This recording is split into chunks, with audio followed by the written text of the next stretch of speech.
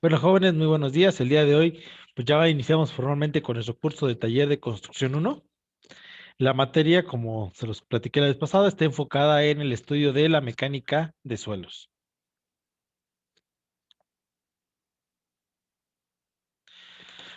La mecánica de suelos, más que una área, es una disciplina, es una aplicación de las leyes de la mecánica y de la hidráulica a los problemas de la ingeniería que tratan principalmente con los sedimentos u otras acumulaciones no consolidadas de partículas sólidas, es decir, el suelo, producidas principalmente por la desintegración mecánica o por la descomposición química de las rocas, independientemente de que tengan o no tengan materia orgánica. Nos vamos a dar cuenta que precisamente el suelo es importante dentro del estudio porque es la base para poder crear una cimentación y recordemos que para tener una buena edificación hay que tener una buena cimentación. Carbon Terzaghi es considerado como el padre de la mecánica de suelos y de la ingeniería geotécnica, que ya es o de la ingeniería geotecnia, es un espacio dentro de la ingeniería, principalmente es una ala de la ingeniería civil, donde se profundiza cuáles son las reacciones, cuáles son las distribuciones y cuál es el fundamento clásico sobre los suelos. La mecánica de suelos incluye principalmente teorías sobre el comportamiento de los suelos, de los cuales van a estar sujetos a cargas basados en simplificaciones necesarias dado el estado actual de la teoría. La investigación de las propiedades físicas del suelo y la aplicación de un conocimiento teórico y empírico de los problemas prácticos. Es claro que precisamente al principio todo estaba basado en teorías y partes empíricas. Hacían hacían un experimento literalmente de una construcción y si esto funcionaba lo repetían en la siguiente, en la siguiente, en la siguiente, hasta que en algún momento fracasaba y tenían que reformular la situación para seguirlo haciendo funcionar. Muchas veces se dieron cuenta que no todos los sistemas de construcción se podían ocupar en los diferentes tipos de suelo, sino que habría que tener un tipo diferente de construcción para cada uno de los suelos. De ahí que, por ejemplo, precisamente esta disciplina, que es la mecánica de suelos, interviene mucho los métodos de investigación de laboratorio. Se hizo algo rutinario y algo formal que para estudiar la mecánica de suelos es como si uno hiciera una investigación. ¿Alguien me puede decir, jóvenes, cuáles son los pasos de una investigación?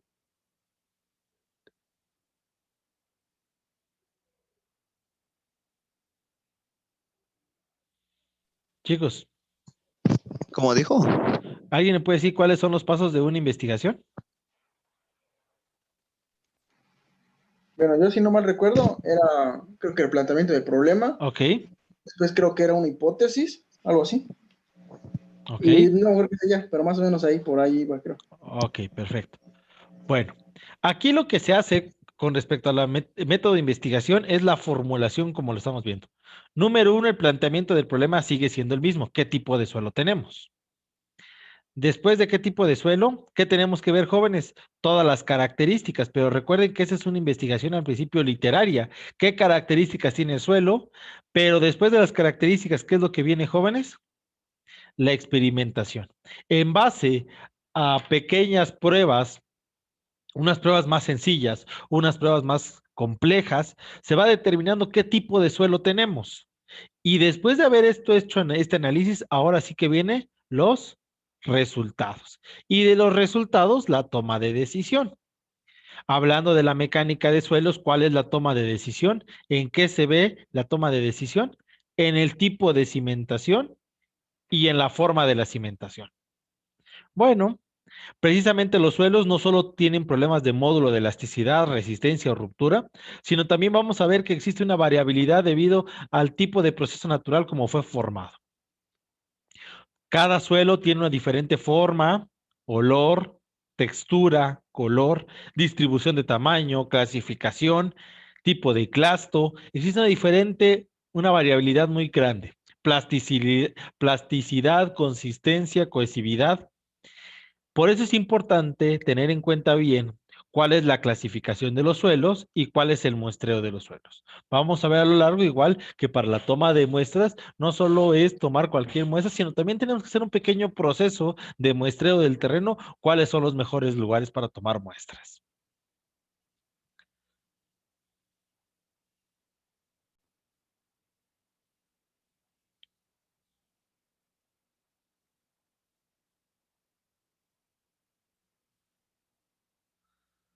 La geotecnia. Los primeros trabajos sobre el comportamiento cuantitativo del suelo han aparecido a partir del siglo XVIII.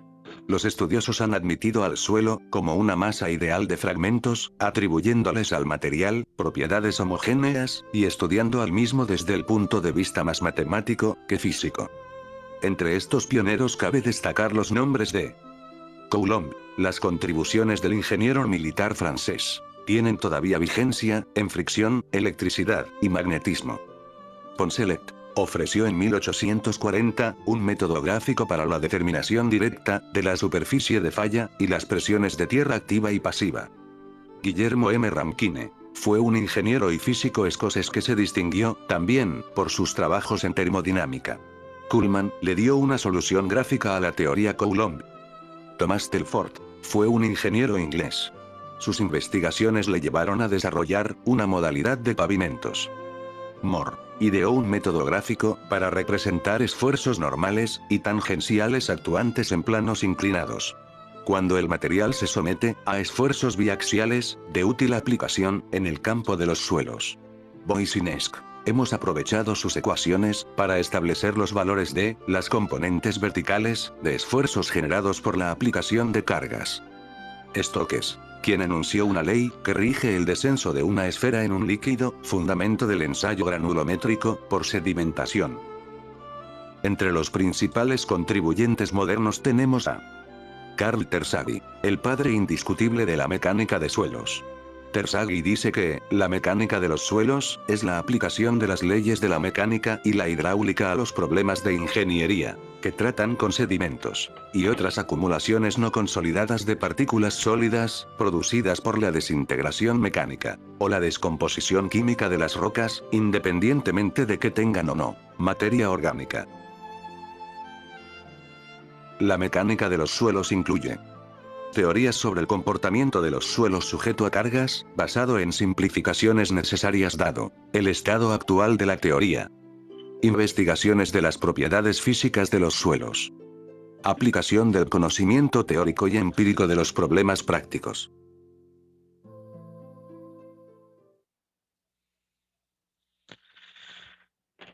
Jóvenes, ¿escucharon el video? ¿Me pueden decir algunos nombres de cuáles son los principales precursores de la mecánica de suelos?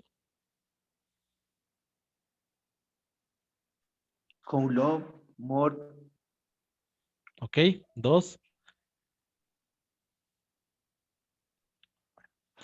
Como lo dice en el video, la mecánica de suelos es una disciplina que aparece en el siglo XVII, finales del XVII, principios del XVIII, pero la realidad es que esto existe desde el tiempo de más o menos 1000 antes de Cristo. Se dan recomendaciones para construir caminos y puentes, principalmente muros, es lo que es la aparición en la dinastía Zhou en China. También en el tiempo de los egipcios para las pirámides y los romanos para la construcción de los puentes. Pero eso fue una iniciación muy empírica de la mecánica de suelos, basada principalmente en qué cosas, en que tenían que apisonar el terreno y colocarle algún tipo de cambio de materia. Es decir, yo quitaba el suelo que existía, le ponía algún tipo de grava mejorada, apisonaba piedras más grandes y le soltaba un poquito una pequeña mezcla de agua con calidra, que es como una especie de cementito y de cementa, y se iba generando esta fragmentación de un suelo. Para el siglo XVII ya se traen las primeras contribuciones literarias. Estas leyes empíricas se empiezan a hacer algo más establecidas, se empiezan a plasmar en papel, y en el siglo XVIII se marca el comienzo de la ingeniería civil, cuando la ciencia se toma como fundamento del diseño estructural, siendo la primera ingeniería que aparece. Bueno, en 1687, Vauban ingeniero militar francés, da reglas y fórmulas empíricas para la construcción de muros de contención, lo que conocemos como ADEMES. ADMs, muros de contención y muros de piedra. Empieza a decir cuáles son las fórmulas empíricas, tanto de base, peralte y altura, y de cuánto debe de ser el peso mínimo de las piedras para que puedan funcionar. Boulet, a finales del 17, a finales del 1600 y principios del 1700, con Coupetti y Coulomb, empiezan a mostrar las primeras fórmulas de empuje de tierras.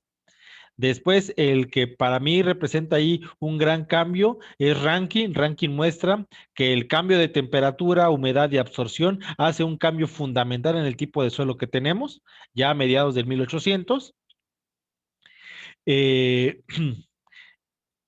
aparece lo que sería a mediados de 1800, lo que sería la teoría del empuje, mostrada por Rankine, y también la ley de Darcy. Sin duda, uno de los elementos también fundamentales fue Stokes, en Inglaterra, relacionando la permeabilidad de los suelos con la densidad de caída de partículas. Es decir, esto lo vamos a ver, la velocidad en que cae una partícula o de golpeo de una partícula es muy parecida a la permeabilidad de suelo. La permeabilidad va a depender directamente de la humedad. Se siguieron haciendo estudios durante un cierto tiempo basados en las teorías anteriores hasta que Moore muestra una representación gráfica del cálculo de esfuerzos de un suelo, tomándolo como ejemplo. Fueron habiendo diferentes momentos importantes dentro de la historia. Otro momento de inflexión, sin duda, fue Bussines en Francia, que presenta la teoría de distribución y deformaciones de las cargas estructurales sobre el terreno. Él dice que la deformación y que el golpe y que las cargas no se... si la carga se pone acá, esta funciona de manera radial y hace lo siguiente.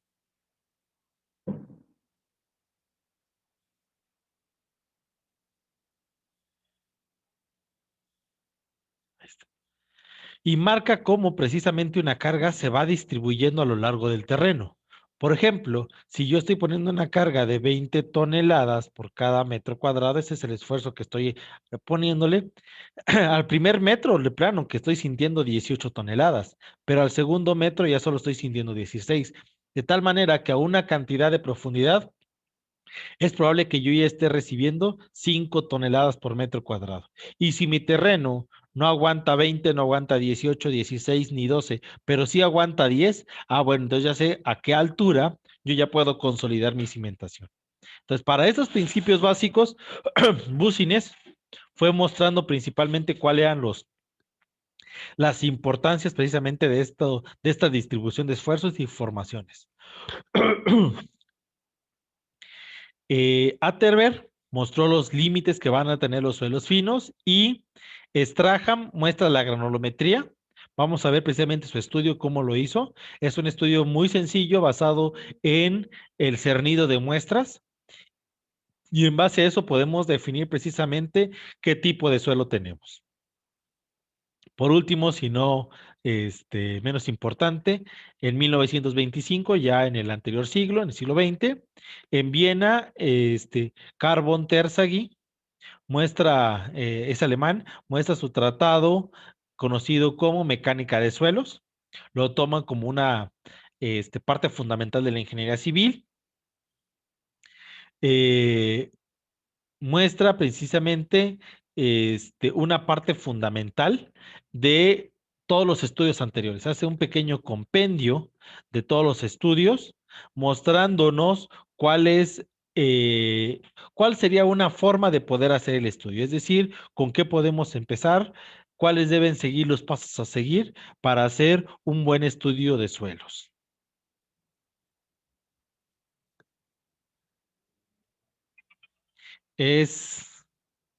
Se vuelve la parte, ¿cómo se llama? Fundamental, ¿cuál sería la palabra? Hace un decálogo de cuál debe ser los principios básicos a seguir y en cuáles nos vamos a ir basando. Principalmente como lo estamos viendo, en Bussines, en Moore, en Atterberg, para tomar una buena situación. Y disculpen, por ahí se me fue que es alemán. No, disculpen, es de la República Checa. Es checo. Bueno, todo suelo y todo suelo viene por una formación directamente. Todos los suelos tienen su origen directamente o indirectamente a partir de, de roca sólida que puede estar en la superficie de la tierra o cerca de ella. Es decir, depende directamente del movimiento de las placas que vamos a tener. Por ejemplo, como los cerros, que viene del movimiento de dos placas que entran en conjunción y se empieza a elevar una sobre otra. Esto puede deber también ser debido a la desintegración, la descomposición que pueda tener el suelo, vea física o químicamente. La roca madre se puede convertir o puede ser de origen ígneo, sedimentario o metamórfico. Repito, la roca madre puede ser ígnea, sedimentaria o metamórfico. Hablando de la roca madre puede ser ígnea, es cuando las piedras vienen directamente del magma y se solidifican, es decir, al enfriarse el magma, ese se solidifica y se generan precisamente esas rocas llamadas ígneas. Las sedimentarias vienen por la unión de los suelos debido a la conjunción con el agua y los agentes externos se empiezan a juntar y se empiezan a sedimentar y se empiezan a juntar unas sobre otras. Si existe presión sobre ellas, vamos formando lo que serían las piedras sedimentarias. Y por último, las rocas metamórficas son aquellas que existen en el interior de la Tierra por un, eh, proceso llamado metamorfosis, por el cual el calor y la presión va generando químicamente la producción de rocas. Ese tipo de piedras normalmente son de pizarra, mármol, cuarzo, jade, incluso el ámbar, aunque es una resina, esa no es una piedra, es una resina, igual funciona bajo el mismo principio. Es calor y presión.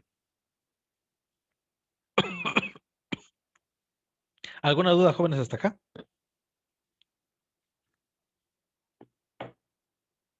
Creo que no, Inge. ¿No? Ok. Bueno, a esta constitución del suelo, por el paso del tiempo,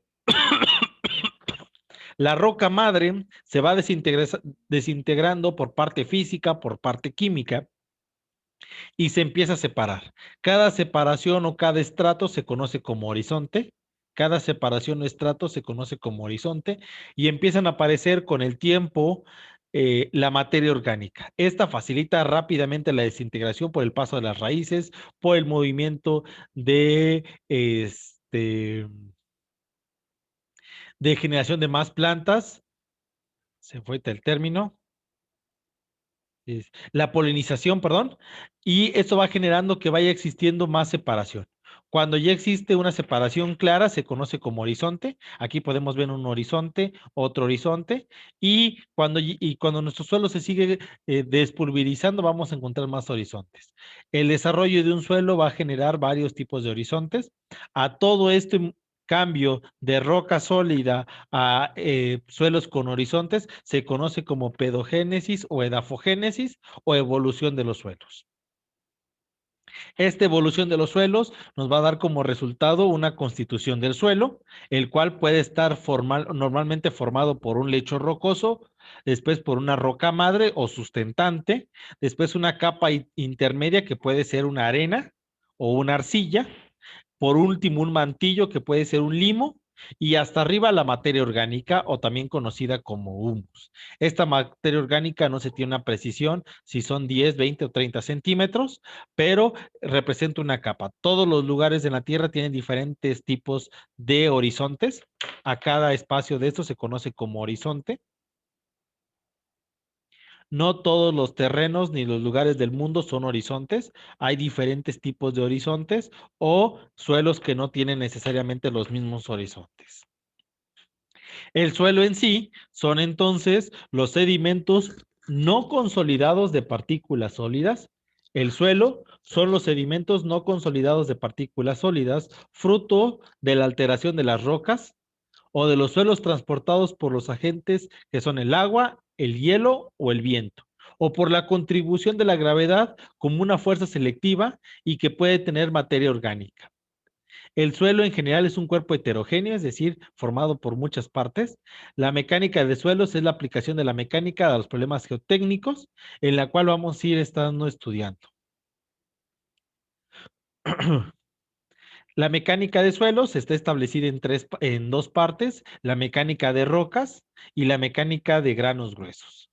Esto a su vez se puede estudiar qué tipos de suelos tenemos. Una solar sana, cuando no ha sido tocada, una parcialmente descompuesta, una altamente descompuesta, un suelo sin humus, cuando está con erosión, por ejemplo, la arena no tiene un humus, o un suelo con humus, que es el que normalmente tenemos en esta zona del país.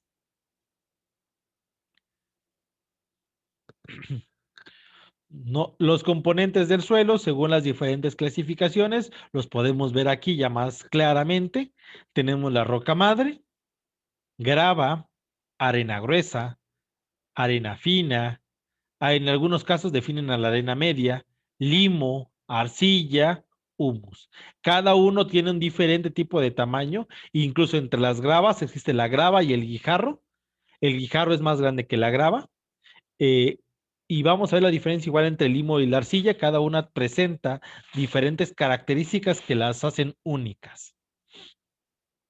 Para que todos estos suelos puedan ser formados, existen factores de formación y evolución del suelo.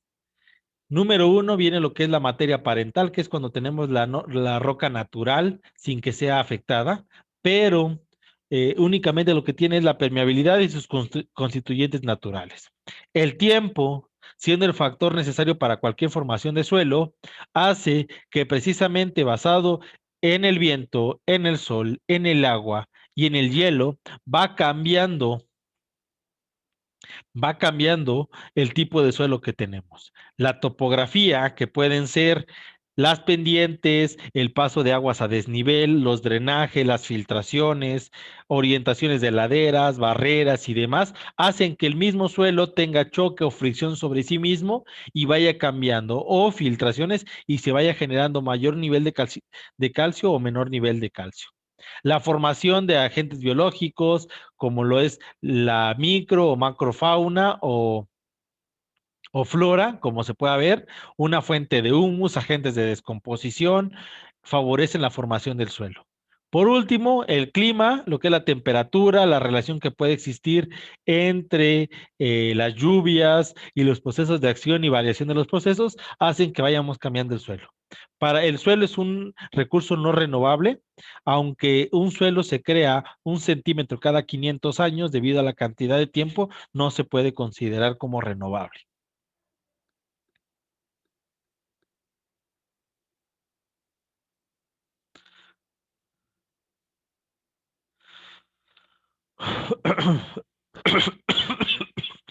Normalmente, esta desintegración del suelo se hace mediante este sistema. Del lado izquierdo estamos viendo lo que sería la roca originaria, hecho una ladera. Con el tiempo, el agua, el viento, la gravedad, el hielo, lo afectan directamente. Entra una acción ambiental física, hablando de esos tres elementos.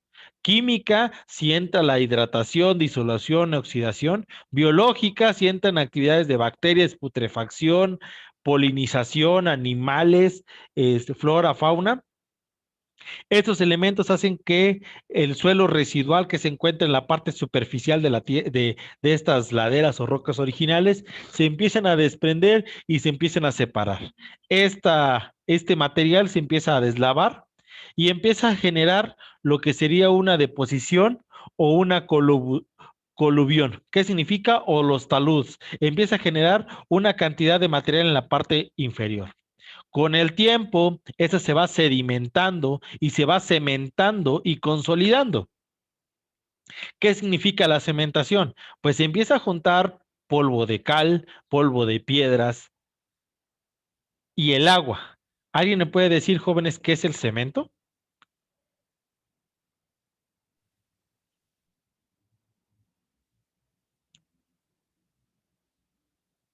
¿Es un aglomerante? Es un aglomerante. ¿De qué está hecho ese aglomerante?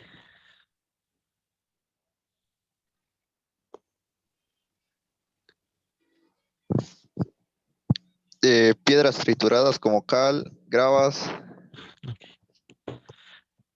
Excelente, gracias a los dos ahí, tanto Abel como Jesús. Precisamente por eso se da la cementación natural. ¿Qué es lo que pasa? Se empieza a mover la piedra, pero la piedra al tener fricción, ¿qué se tiene? Una fricción con piedras con alto nivel de calcio.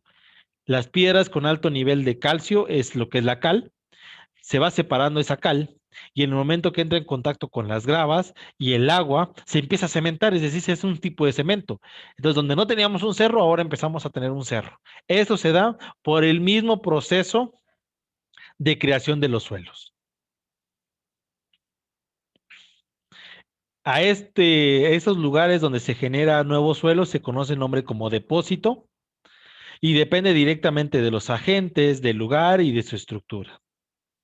Se debe tener en cuenta que los depósitos van a tener diferentes tipos de densidades, resistencias, permeabilidad y naturaleza al suelo original que tenía antes. Y esto es debido precisamente a los agentes que lo provocaron, como lo fueron la parte coluvial, la gravedad, la parte eólica, el viento, la aluvial, el agua, y la parte glaciar, el hielo.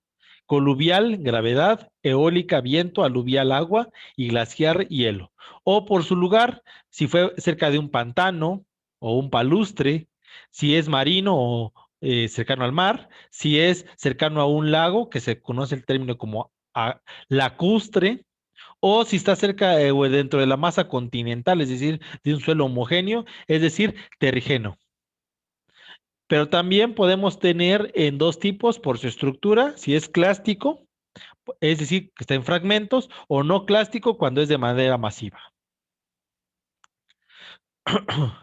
Existe un equilibrio dinámico entre las masas de alteración y la de inundación, es decir, no todos los suelos van a generarse de la misma manera porque no todos tienen el mismo proceso de desintegración. Hay algunos que son de manera física, otros de manera química u otros de manera biológica, o algunos de ellos de la misma manera, todos intervienen.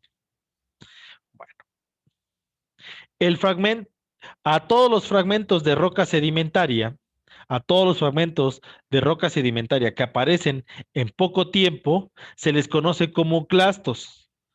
¿Alguna vez ustedes han levantado una piedra que en el contacto se desintegre? Sí.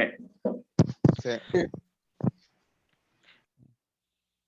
Ese tipo de madera se les conocen como piedras sedimentarias, que en el momento que entran en contacto con una fuerza externa, se separan, porque lo que les falta es presión para poderse formar.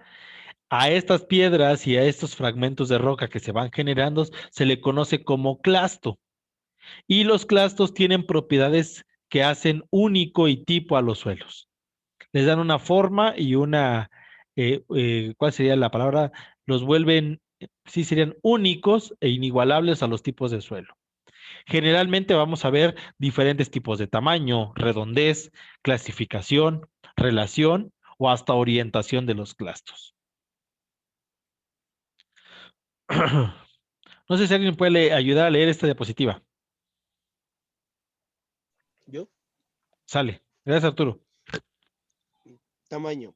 La clasificación de las sedimentitas clasísticas se basa en el tamaño de los granos de sus componentes y refleja las condiciones de sedimentación. Pecefitas, diámetro de grano mayor de 2 milímetros a también llamada grava. El, el conglomerado requiere corrientes fuertes como aquellos de ríos fluyentes con alta velocidad en la montaña o las altas orillas en una playa rocosa para su transporte. Pesamitas, diámetro de grano entre 2 milímetros y 0.02 milímetros, o también llamado arena. La arenisca puede ser transportada por vientos fuertes formando dunas o por corrientes moderados como aquellos de ríos o aquellos cercanos de la costa. Pelitas, diámetro de grano menor de 0,02 milímetros o también llamado barro. La roca arcillosa indica áreas de sedimentación de aguas tranquilas. El área de sedimentación puede evidenciarse en las texturas superficiales de los granos como fracturas, hoyos y sectores superficiales suaves visibles por medio de un microscopio electrónico explorativo. Pesefita, pesamita, pelita son los términos griegos para bloque, arena y barro. Gracias. Gracias, Arturo. Bueno, entonces, como lo decían, las cefitas, que es el primer término, se conoce como bloque o también conocido como grava. La segunda son las amitas, que son las arenas, y las pelitas, que son el barro o también conocido como limo. Las primeras tienen un diámetro mayor a 2 milímetros, las segundas entre 2 y 0.02, y por último, las más pequeñas serían menores a 0.02 milímetros. Se ve la diferencia entre que unas tienen más cohesión y unas menos cohesión. Según las clasificaciones existentes, aquí estoy mostrando dos, la Wentworth y la DIN 4022, que son las más detalladas, nos muestran cómo vamos a distribuir los suelos. Existen gravas, arenas, limo o arcilla. Las gravas son materiales que van desde los 63 milímetros hasta los 2 milímetros, la arena desde los 2 milímetros hasta los 0.063 milímetros y el limo desde el 0.063 milímetros hasta las 2 milésimas de milímetro. De ahí en adelante lo que vamos a tener es la arcilla. Según Wentworth, tiene una clasificación un poco más detallada, si lo pueden ver, que dice muy grueso, grueso, medio, fino, muy fino. Mientras que la DIN 4022 dice nada más grueso, medio, fino, y así sucesivamente. En una se divide en 3 y en otra tenemos una subdivisión en 5 partes diferentes. Hablábamos de las propiedades de los clastos y precisamente ya que tenemos en cuenta qué puede ser un clasto, existe primero, número 1, la clasificación de los clastos. ¿Alguien me puede decir qué diferencia ve entre la figura en la figura del lado derecho y lado izquierdo? Que unas están colocadas en orden y las otras están regadas. Ok, La diferencia de tamaños, creo también. ok, ¿otra más? La separación. La separación, ok. Bueno, cuando hablamos de clasificación de los clastos, y agradezco a todos dieron muy buenas aportaciones, son lo que me están diciendo. La palabra clasificación se refiere a la variación a respecto del tamaño de los clastos. Una roca con clastos de un tamaño único se llama muy bien clasificado. Cuando tenemos todos los tamaños iguales, es un bien clasificado. Y cuando una roca contiene tamaños de diferentes formas y tamaños, son mal clasificados. ¿Sí se entiende, jóvenes? Cuando tenemos en un suelo clastos del mismo tamaño, bien clasificado y ordenadamente. Si están desordenados y diferentes tamaños, mal clasificado. Aquí lo podemos ver, tenemos aquí abajo una arena y aquí tenemos un tipo de grava. Aquí no, aquí tenemos, aunque sí, como base es la arena, tenemos tanto gravas como guijarros. Entonces, no sé si hay alguna duda de clasificación. La clasificación es si tiene orden y si hay tamaño. Y la mala clasificación cuando no hay orden y hay diferentes tamaños. ¿Dudas por ahí? No, Inge. Cuando un suelo no ha sido tocado por el hombre, normalmente tiene una buena clasificación. Cuando un suelo ya ha sido tocado por el hombre o por animales y demás, ya empieza a perder su clasificación. Vamos con la segunda. ¿Alguien me puede decir qué diferencia ve entre la figura de la izquierda y la de la derecha?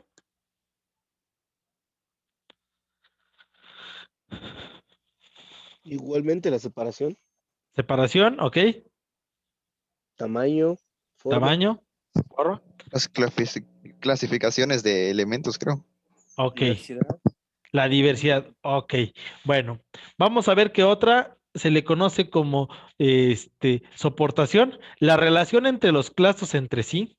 Cuando los clastos están juntos, se tocan, o los clastos están formando una matriz, A estos clastos se les llama clastos soportados.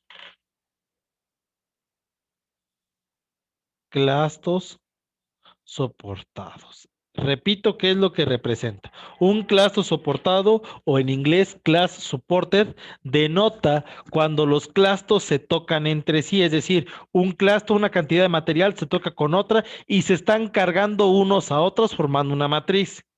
Cuando los clastos se flotan completamente en una matriz, es decir, aquí existe, si yo lo quisiera ver en una radiografía, quiero que se dé, bueno, supone que está en una radiografía, quiero que se den cuenta que tengo un clasto, está cargando otro clasto, otro clasto, hay clastos entre medio y todos están dentro de arena. En este caso no, tenemos a la arena como matriz,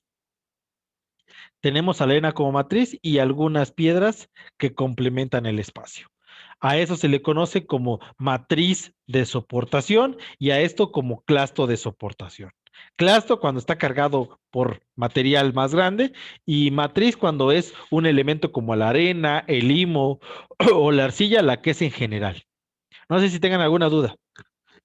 ¿Cuál de las dos es correcto para construir o Bueno, cuál es la a que lo nos que afecta? lo que preguntas, Arturo, mira, vamos regresando a lo que yo les decía de búcines. Tenemos un suelo, por ejemplo, voy a poner este ejemplo, y te dice que este suelo hacemos unas pruebas y que nos da una reacción de 10 toneladas por metro cuadrado. Y tenemos una reacción de 15 toneladas por metro cuadrado. ¿En cuál construirías? Y la de 15, ¿Por qué? ¿Porque es más grande?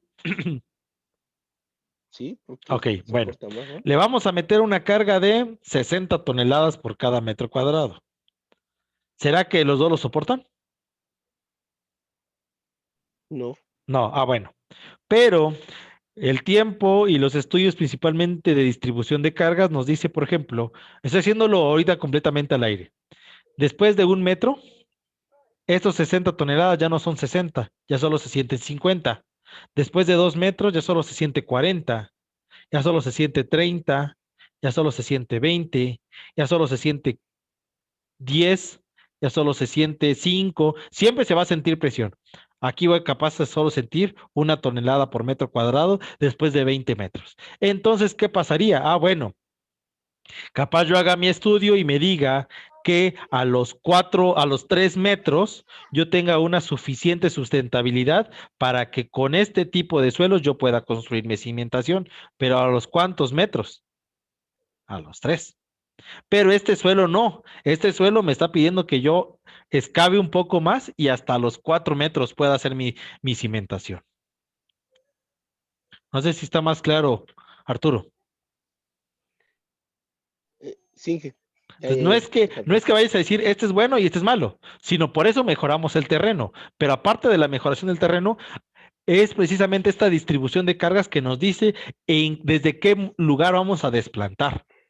Porque ¿qué pasa si tenemos un mal terreno? Entonces significa que allá en Emiratos Árabes Unidos, que tiene arenas, nunca deberían de construir, y menos la torre, el Burj Khalifa de cuántos metros de altura, o la torre latinoamericana colocada literalmente dentro de un lago.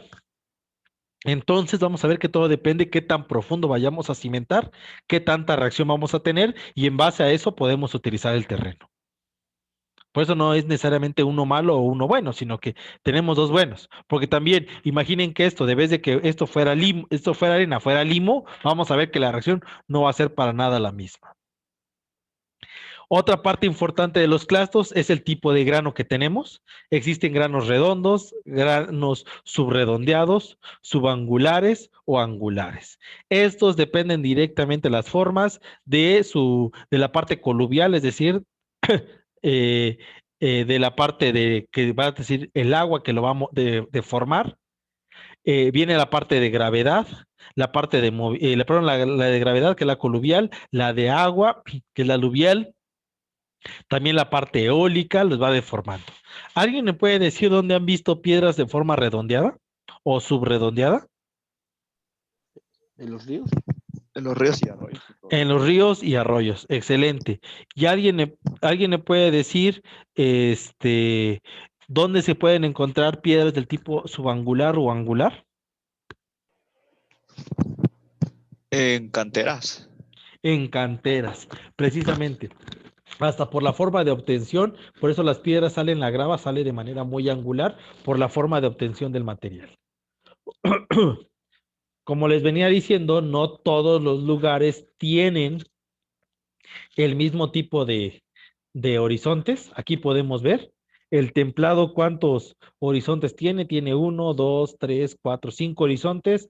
En la selva tenemos 1, 2, 3, 4, 5, 6, 7 horizontes. En el desierto nada más tenemos 1, 2, 3 horizontes. Dependiendo del lugar de donde vivamos, cuántos horizontes puede tener nuestro terreno. E inclusive dentro de la zona, no todas las zonas tienen los mismos tipos de terreno.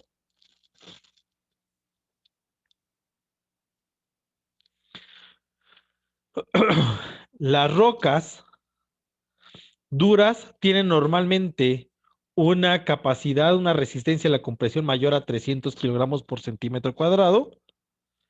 La roca blanda entre 200 y 300 y el suelo común y corriente muchas veces 10 kilogramos por cada centímetro cuadrado.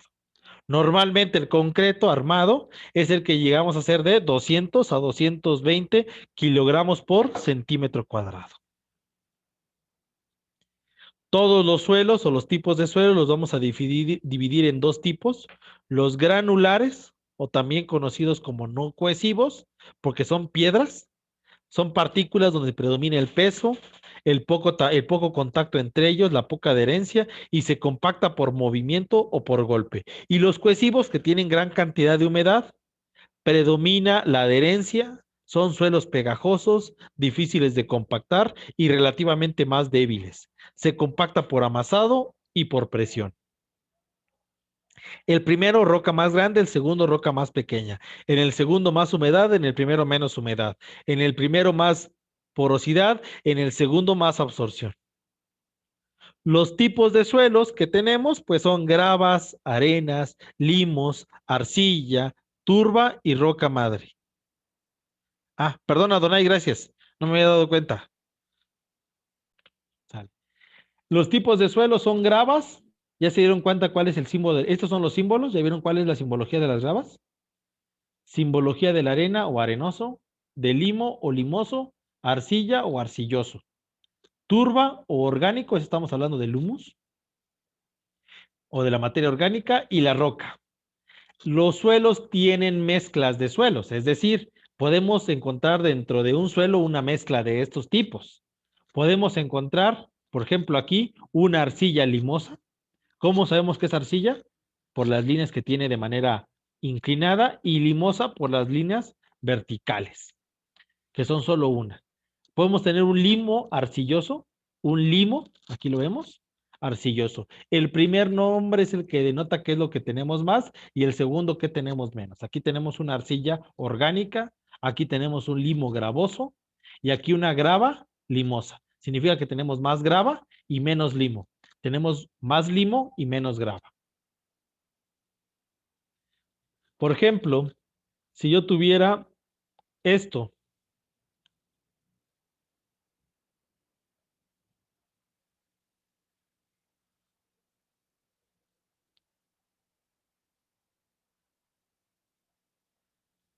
¿alguien me puede decir qué tipo de cera es? ¿Qué tipo de suelo es? Colimo. ¿Tiene limo, correcto? Gravoso. ¿Limo arenoso? Arena. Arena, exactamente. Disculpen, ¿Limo creo que arenoso? sería una arena limosa. Ah, limosa. Ahí está. Una arena limosa. ¿Por qué? Los primeros de arriba determinan que son más y cuando tiene la línea solo una línea, significa que es limoso. Si hubiera puesto dos líneas, así, si hubiera puesto conjuntos de dos líneas, hubiera sido un limo arenoso.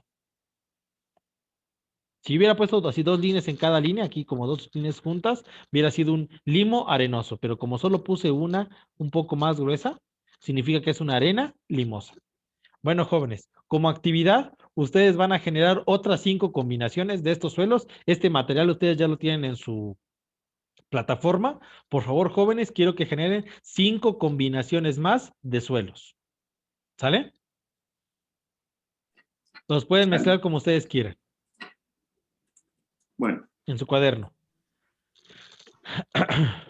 Y la actividad del segundo módulo, quiero que por favor investiguen qué son guijarros, gravas, arenas, limos, arcilla, caliche, loés, diatomita, gumbo y tepetate. Quiero que investiguen estos 10 tipos de material: guijarros, gravas, arenas, limos, arcilla, caliche, loés, diatomita, gumbo y tepetate. Los van a, por favor, a investigar. Si por ahí tienen alguna duda, yo aquí les recomiendo que se vayan a nuestra plataforma. Aquí yo les subí ya un material que creo que ya les subía con anterioridad, que se conoce como materias ígneas. Aquí vienen varias de las tipos de rocas, tanto las intrusivas como las extrusivas y las metamórficas.